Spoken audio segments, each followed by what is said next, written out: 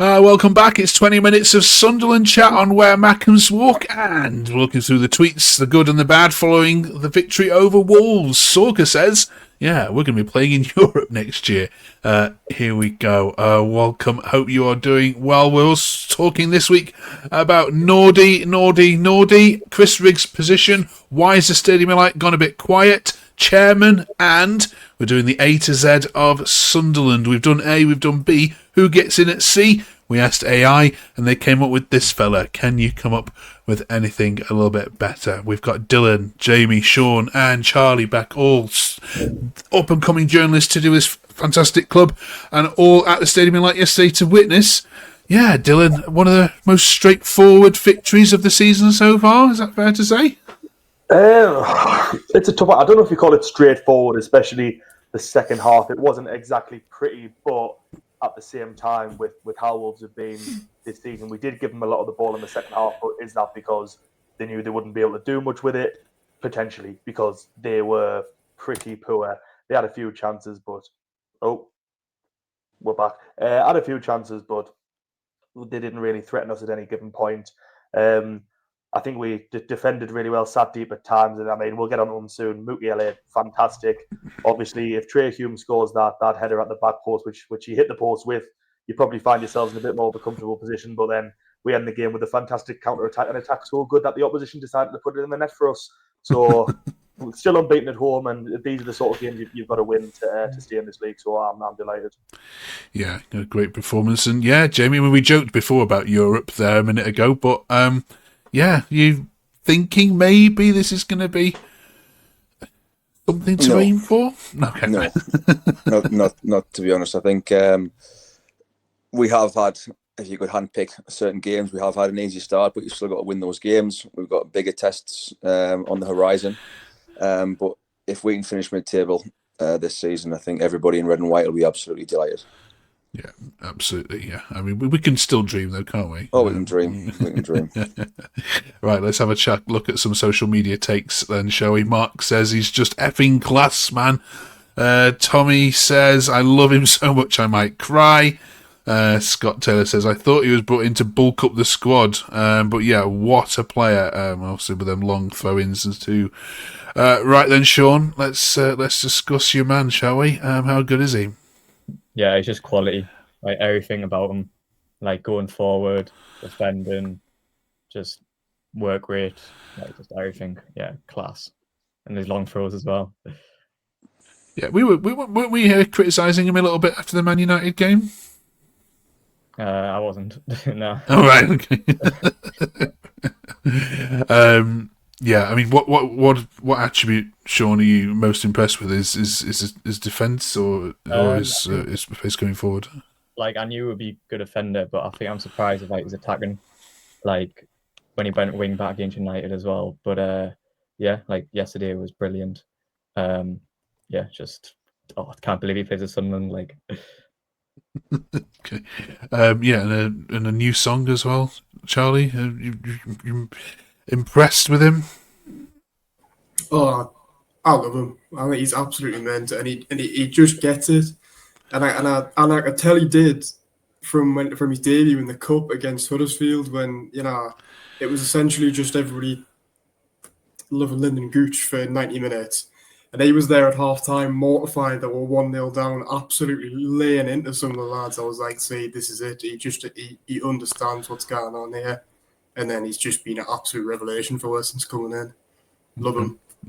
Bro, let's keep the positives, keep going. Let's talk about Chris Rigg for a minute then, Dylan, shall we? Second. Yeah, some debate online as to where he should be. Oh, no, that one. Where's the one? Not that one. There we go. Chris says, I think Rigg should be better. Would be better switching with Siddiqui and have Rigg the deeper of the two, or play out wide. Siddiqui's better at the pressing. Sure, he could do better in the match. Work rate could be better. Yeah, do you agree with that thought? Well, I mean, I could be wrong, but I don't ever see Siddiqui as being deeper or further forward because he's simply everywhere at the same time. I don't know what difference it would make swapping them round. I certainly wouldn't be playing him out wide as much as I like Chris Rigg. If there's one thing he's definitely not, it's a winger, especially when you play him wide right, because when he receives it wide, he doesn't really dart forward. He has no option but to cut back inside and try and wait for the pass on options to come. But I think a lot of people are forgetting he's still a teenage boy at the end of the day. He did a fair few games for us, but he's the sort of age where a lot of players would be his age and not even have made a first team appearance yet. So we're just got to be patient with him. He's going to improve, but it's going to come with games. And with Diarra being out for obviously still the foreseeable, I think this is the opportunity where we're going to find a place for eventually. But it's just all about having him work in the system that we've already got. It's not worth switching things up for the sake of one player who's not necessarily going to be in the side when the likes of Diarra come back. But I didn't have too much of an issue with him yesterday. I gave the ball away a couple of times, but I think he received the ball on the halfway line really well, aimed to get us as far forward as possible. But again, he's a teenage boy and he's going to make these mistakes. He's not going to be a 10 out of 10 every week, but every performance and every game is going to be a lesson for him. So as long as he's getting minutes, I'm happy. Okay. Do you agree, Jamie? And I know he's had a bit part role this season because of better players being ahead of him, but do you feel a bit sorry for him in that regard? I don't feel sorry for him. I think he's getting a deserved chance. I think he should be pleased he's ahead of Dan Neil in the pecking order. He's overtaken Dan based on how he's well thought of at the club. I certainly don't see him as a holding midfielder. I think that's such a specialist role for somebody to sit in front of the back four and have the kind of the responsibility of being there to shield that back four in the Premier League. I think that's not something you can just become overnight. And like Dylan says, he's a young boy, and I think where he is fine. He's doing a good job. He's a regular 7 out of 10. He will make mistakes like yesterday, but he'll also do have moments of brilliance. So we've just got to abide with him and accept, like we say, he's a young boy learning the game. Okay. Who else impressed for you, Sean, that we haven't mentioned so far then? Again, Alderete, solid. I know I've mentioned Siddiqui, but yeah, Siddiqui was quality again. Xhaka, unbelievable. Lafi, especially for the Mukiele goal as well. And yeah, I thought everyone was solid, to be honest. Okay. We can't do a podcast, Charlie, without picking up the moaners. There's always a couple, even though you are riding high in the league. Let's look at the couple of... Lindsay says, please stop sitting back after going into the lead. We got away with it this week, but a better team, we'll be in trouble. Yeah, I mean, it's happened, hasn't it, in previous games where you've started to sit back. We just have to accept as a fan base that this is what Labrie... This is how Labrie's going to play. At the end of the day, if it's working, it's working. I mean, I'm normally what people will call a happy clapper in our fan base. But to be fair, I was slightly irritated by us yesterday. If I'm honest, I thought I was really, really quite poor in possession. But out of possession, like every man on the pitch, every soul, the start 11 were just outstanding. And I mean, Wolves had a couple of chances, but at the end of the day, the back four especially were unbelievable. Like, I don't understand how people can come away and moan about it. That surely, how many games were is it 7 games went the season now, or 8 or whatever? 8, yeah. That surely that at this stage you've got to just be like, right, fine, that's what we're gonna do. It's working. We've picked up 14 points, and we're not. The main thing for me is we're not dropping points near the end of games, because all the other teams down there have been, and we keep on just seeing it out and seeing it out and seeing it out. Cheers for that, Charlie. The other one, which might anger you all because you all sit there, but this came up a few times. SFAC says it was a poor atmosphere today, but a win's a win. I don't know why fans leave at 87 minutes when the game is tight. They are losers. Yeah, and a couple of others, Dylan pointing out that the SOL was quiet against Wolves. First of all, do you agree? Personally, I don't think it was, at least for the standard we've set this season. I think the atmosphere has improved a lot. Don't get us wrong, it's not perfect, but when you think back to how poor the atmosphere was over the years in Championship, even League One, when it was really, really bad, I just think, and we've said this before, and I'm going to start sounding like a broken record, but the atmosphere is never going to truly recover whilst the away fans are in the upper tier as far away from the rotor end as possible, because every week you see the opposition fans on Twitter after the game saying, oh, Sunderland were quiet, couldn't hear a word they're saying. And then you see our fans saying the same about them. But you go on social media, you see videos from the Wolves, and they were making loads of noise, but we couldn't hear it because they're up in the gods, and vice versa. They kind of hear us. So it's like, it doesn't bother me. Yeah, the atmosphere is not perfect, but it's on the up. It's improving, and I'm sure as long as the football continues to improve, the atmosphere will as well. And that's for people leaving early. I personally like to stay till full time, but I don't tell people how to live a life. If you want to leave because you want to catch the metro or you want to catch the drive home, then crack on. I don't see why people get so pressed about it personally. Yeah, people got to moan about something, Jamie, haven't they? What's your take on all that? I don't think that many people did leave, to be totally honest, in comparison to last season in particular. I think it was still quite a packed out stadium. It's just something that we always get shot with that one, fans leaving early, and I don't think yesterday was much of a case of that. There might have been a small handful, but there wasn't enough to make a point of. Yeah. Atmosphere-wise, it was in spells yesterday. More moments, but that's football, isn't it? When your team has an attack or they get on the front foot, the crowd lift up in the second half. With us being defensively as much as we were, it probably didn't give the supporters as much to kind of get behind. But it wasn't, and again, it wasn't anything. It wasn't a bad atmosphere. Okay. Finally, then, before we leave this topic alone, 200 appearances shown yesterday. This weekend, sorry, made for Dan Neil, which, gosh, I don't know if that's. It feels like he's been there a lot longer for me, but sum up his contribution to Sunderland, please.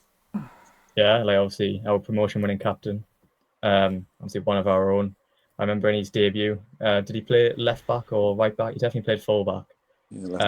Yeah, I always remember, and then coming through like being solid. Obviously, he's had his rough patches, but then he's had his brilliant moments. So yeah, I'm happy for him getting minutes in the Prem. I know he's only played twice and right at the end, but still an appearance in the Prem.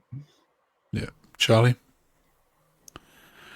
Yeah, just there's not really much more to add. I think he's done brilliantly for us over the last few years, and I think he'll get his chance this season as well. To be fair, I think he absolutely deserves it as well. I mean, he gets a lot of stick from some of our fans, which I think is quite unjust. He's not a bad footballer. There's a reason why he's been consistently in the team with every manager except Alex Neil. But he was a big part of the reason why we're in the Premier League, and I think he'll get his chance this year as well. Okay. Well, right. Let's have a look then at what's coming up then over the next coming weeks, because of course we're heading to another international break, Dylan, in a couple of weeks' time, which is annoying. But you've got obviously a trip to Stamford Bridge this weekend. Then Jordan Pickford returns and David Moyes return with Everton on the Monday night fixture. And then it's Arsenal the week after. So in terms of points total, before we break up again, what would you be hoping to get from those three quite tricky fixtures? Look, do you know what it is? We knew the run-in was going to get tougher. This is where it begins. We saw Chelsea dismantle Forest, obviously not exactly hard at the minute. Andrew's had the proof for that. And then, again, Arsenal, one of the tightest defences in the league. They're fantastic. That Everton game, I think we're all expecting Jordan Pickford to come and have the game of his life. I'd be quite disappointed if he doesn't, frankly, because we've loved him, we've idolised what he's been doing for so long. If he comes to stadium and drops a stinker, it would feel like an unearned victory. But I think as long as you preserve the unbeaten at home record, so maybe get a draw against Everton or better. If you leave those three games on 1 point or more with how clear ahead of the relegation zone we are at the minute, I think you've got to be happy. I don't think we have to be going in expecting to beat every single team every week. It would be nice, but we need to be realistic. It's not going to happen. So yeah, keep that unbeaten at home record, and I'm a happy man, to be honest. Okay, Jamie. Yeah, let's try and kind of not go play 3, lost 3. Anything from that, just don't get into a run of defeats, because it is difficult to turn the tide once you do get in that situation. So yeah, anything on the board's a positive. Yeah, brilliant. And I would have visited and come up and seen you on if that had been a Saturday game. But yeah, thanks to Sky sticking it on a Monday night. We'll have to see you in Liverpool for the reverse fixture, unfortunately. Right, let's conclude then with the Sunderland A to Z. We've been at this for a couple of weeks now, so yeah, one entry per letter of the alphabet. It can be a player, a stadium, manager, fan, anything to do with Sunderland. What should go in there? Jody Craddock was put forward by AI.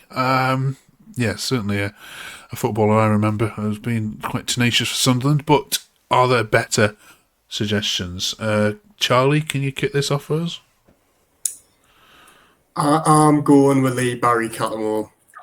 I mean, I know he was part of the squad that went down and got stuck, but he stayed with me, and it might have been for the money, but I'd like to think it's not because I like him.